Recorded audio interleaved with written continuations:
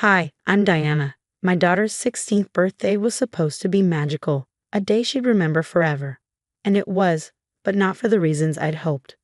My sister-in-law, Amanda, hijacked the entire celebration to stage her surprise engagement, and looking back, I can't believe I didn't see it coming. 3 months before the party, Amanda suddenly became overly enthusiastic about helping plan Lily's sweet 16. At the time, I thought it was a kind gesture. Being a single mom, I'd saved for years to make this day special, and Lily had dreamed of a garden-themed party with fairy lights, delicate flower arrangements, and an intimate guest list of 50. She spent hours on Pinterest, her blue eyes shining as she showed me ideas. "Mom, look at these light-up butterflies." She'd squeal, her phone glowing with images of magical, whimsical touches. But Amanda had other ideas. "Let me help," she said with a saccharine smile, flipping her perfectly styled blonde hair. "I know the best event planners in the city." At first, I was hesitant, but when Amanda insisted and my brother Mark offered to help with costs, I reluctantly agreed. That was my first mistake. Slowly but surely, Lily's simple, personal celebration morphed into an over-the-top extravaganza. The guest list ballooned to over 200 people. Pastel colors became gold and white. "More elegant," Amanda said. Lily's vision was slipping away, and I was too blindsided to stop it. One night, Lily pulled me aside, her voice trembling. "Mom, this doesn't feel like my party anymore." "I know, sweetheart," I said, guilt weighing heavy on my chest. I tried to stand my ground. "Amanda, I appreciate your input, but this is Lily's day. She should have the party she wants." Amanda's sugary tone turned icy. "Diana, you've never planned anything like this. Trust me, I know what I'm doing. Besides, Mark and I are footing part of the bill, so we should have some say." I should have said no right then. Instead, I stayed silent, thinking I was keeping the peace. But Amanda's real plan didn't become clear until the day of the party. The venue was unrecognizable. Instead of a charming garden with fairy lights, there were champagne fountains, a massive dance floor, and white roses everywhere. Lily's sweet, simple birthday cake had been replaced with a towering 5-tier monstrosity covered in gold leaf. "Mom," Lily whispered, clutching my hand. "This isn't my party." Before I could respond, Amanda swept in, wearing a flowing white dress, more suited for a bride than a guest. She beamed as if she were the star of the show. "Everything is perfect," she declared. I assumed she meant Lily's big moment. I was wrong. Halfway through the party, Amanda clinked her glass, silencing the music. "Everyone, if I could have your attention," she announced, stepping into the spotlight meant for Lily's first dance with her dad. My stomach sank. "I have a special announcement," Amanda gushed, pulling Mark to her side. Mark proposed, and I said yes. She held up her hand, the oversized diamond glittering under the lights. The crowd erupted in cheers as photographers, whom I hadn't hired, materialized out of nowhere. It wasn't a party for my daughter. It was Amanda's engagement photo shoot. I scanned the room, but Lily was gone. I found her outside, sitting on a bench surrounded by the roses she dreamed of as her backdrop. Her shoulders shook with silent sobs. "She ruined everything," Lily choked out, her makeup streaked with tears. I wrapped my arms around her, fury boiling in my chest. "I'm so sorry, baby. This was supposed to be your day." "Did you see the photographers?" Lily sniffled. "Amanda planned all this for her stupid magazine feature. She never cared about me." That's when it all clicked. The gold and white, the influencers, the over-the-top decor. Amanda had stolen Lily's moment for her own selfish gain.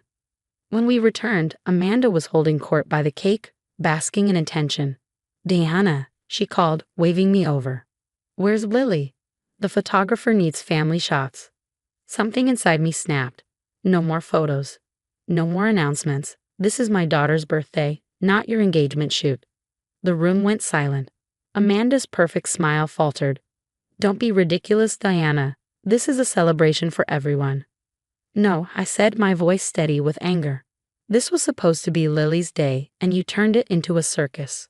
Guests began murmuring, sensing the tension. Amanda's mask of composure cracked.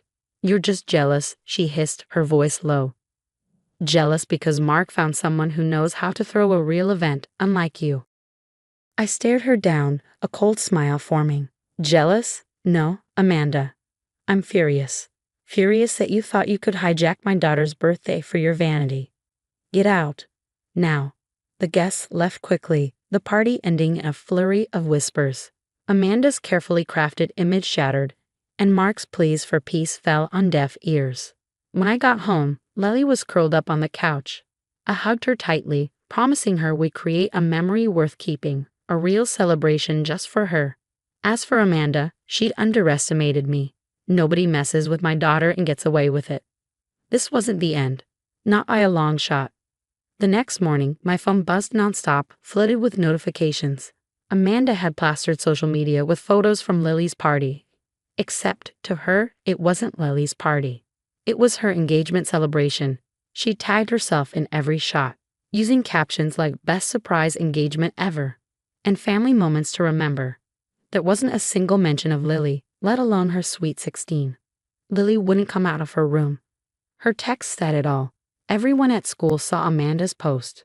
They're calling me the girl who got upstaged by her own aunt. I can't face them. That was the breaking point. I called in sick to work and got to it. First, I contacted the venue, whose manager was furious to learn Amanda had smuggled in unauthorized photographers and violated several contract terms. Then, I reached out to the editor of the magazine Amanda was hoping to get into. "Ms. Walker," the editor said briskly, "we understood this was an engagement party. Our publication does not condone hijacking someone else's event for personal publicity." "Oh, it wasn't just any event," I replied, forwarding Amanda's emails detailing her plan to elevate a teen birthday party into her dream engagement spectacle. "It was my 16-year-old daughter's birthday." The editor's silence spoke volumes. "Finally," she said, "we'll be pulling the feature immediately." But I wasn't finished. Amanda loved to flaunt her connections, most of which stemmed from her event planning business, a business she'd built by stealing credit for others' work. It didn't take much to find a trail of complaints. She hijacked my daughter's wedding, one woman shared. Showed up in a white dress, made a speech about her promotion, then used our wedding photos in her portfolio without permission. The stories poured in, each more damning than the last. Amanda's reputation wasn't just tarnished, it was shattered. By midday, my phone lit up with calls. I ignored Mark, but when Amanda's name appeared, I answered. "What did you do?" she hissed. "The magazine pulled my feature. My Instagram posts are getting reported." "Harassment, huh?" I said, feigning surprise. "You mean like stealing a teenager's party for clout, posting photos of a minor without consent?" "It was a family celebration," she screeched. "I made it better. That sad little party was embarrassing." "Thanks for confirming that," I replied sweetly. "My lawyer will appreciate it." She launched into threats. She'd ruin me. She'd turn Mark against me. She'd make sure Lily never had another party in this town. But every word only dug her deeper. When Mark showed up later, he looked distraught. "Deanna, please. Amanda's devastated. She spent so much money." Money she stole from Lily's party budget. I cut in. She canceled Lily's original vendors and pocketed the refunds. "I have proof." His face crumbled as I showed him receipts and emails. "She wouldn't." "She did," I said, handing over credit card statements showing Amanda had maxed out his cards for her business expenses.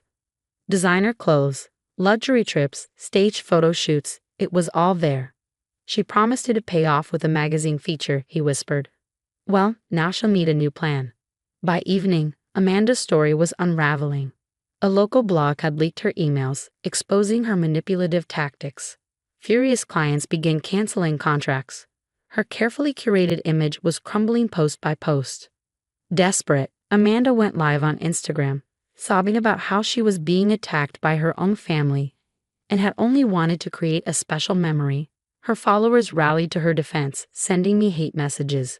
But Amanda had underestimated us. "Mom." Lily appeared at my door, phone in hand. "It's time." She'd been quietly documenting everything, every cruel remark, every forced change, every stolen moment. Together, we crafted a post that laid out the facts. Amanda's messages, venue footage, and financial records. No drama, just truth. "Are you sure?" I asked as Lily hovered over the post button. "She took my party," Lily said firmly. "She doesn't get to take my voice too." The post went live at midnight. By morning, Amanda's empire had collapsed. Clients were pulling out, her followers were abandoning her, and Mark finally saw the truth. The engagement's off, he texted. I'm so sorry, Diana. I should have listened. But his apology wasn't for me, it was for Lily. Amanda made one last desperate attempt, showing up uninvited. We can fix this, she begged, clutching her designer purse. I'll throw Lily another party, better, bigger. I'll give her credit in my posts. No, Lily said, her voice steady. You're not family. You never were. As Amanda drove away, I hugged my daughter tight. I'm so proud of you. She smiled. I learned from the best. Nobody messes with you, Mom. That weekend we threw Lily the party she deserved. Small, heartfelt, and full of love, just as she'd wanted. No photographers, no social media, just real friends and family. And as I watched Lily laugh under the twinkling fairy lights, I knew we'd won something Amanda would never understand. The kind of happiness you can't fake for the cameras. Karma might not be finished with Amanda, but as far as we were concerned, we'd already had the last laugh. The aftermath of Amanda's exposure spread like wildfire through our community, leaving her once dominant reputation in tatters. The local event planning circuit buzzed with whispers of her deception. But Amanda wasn't one to back down easily, she simply shifted her tactics. One morning, my lawyer called with surprising news. Diana, Amanda's filed a lawsuit against you. She's claiming defamation and business interference, seeking damages for lost contracts and emotional distress. I couldn't help but laugh. Let her, we've documented everything. But Amanda wasn't done. She landed a new job at Lily's school as the event coordinator. I only found out when Lily came home in tears. She's in charge of prom planning, Lily sobbed. She told the entire committee that students with problematic families shouldn't have leadership roles. Amanda had crossed a line, targeting my daughter's safe space. That was her fatal mistake. I called an emergency PTA meeting and showed up with a presentation detailing Amanda's history of event manipulation, financial misconduct, and self-serving schemes. Is this the person we want managing our children's events and funds? I asked the stunned parents. The school board didn't need much convincing. Her contract was terminated by the end of the day. Desperate and humiliated, Amanda made one last dramatic attempt at regaining her footing. She crashed Mark's birthday dinner at our parents' house, sporting a flashy new engagement ring, different from the last one, and clinging to our cousin Steve. We're engaged, she declared triumphantly, clearly expecting gasps and applause. Instead, Steve looked utterly baffled. Amanda, what are you talking about? We grabbed coffee once. That's it. The silence was deafening. Finally, my mother stood, her voice steely and firm. Amanda, enough. You're not welcome in this family anymore. That was the last we saw of her. From what I've heard, Amanda moved out of state, trying to rebuild her event planning business. But the internet has a long memory, and her schemes have become a cautionary tale in the industry. As for Lily, she's planning her college graduation party now. Small, intimate, and entirely her own. No social media, no drama, just family and friends who love her for who she is. Mom, she said recently, showing me her private Instagram account with a small circle of trusted followers. I'm so glad we kept my real sweet 16 off the internet. Some memories are too special to share. I hugged her, overwhelmed with pride. Amanda may have tried to steal her moment, but in the end, she only showed us what true family is and what it isn't. Mark eventually found someone genuine, a woman who loves our family's quiet gatherings and values moments for what they are, not for how they'll look online. And as for me, I've learned that the most precious moments are the ones we protect fiercely, keeping them safe from those who don't deserve to be part of them. The end. So, what would you do if someone hijacked your child's special day? Let me know your thoughts below.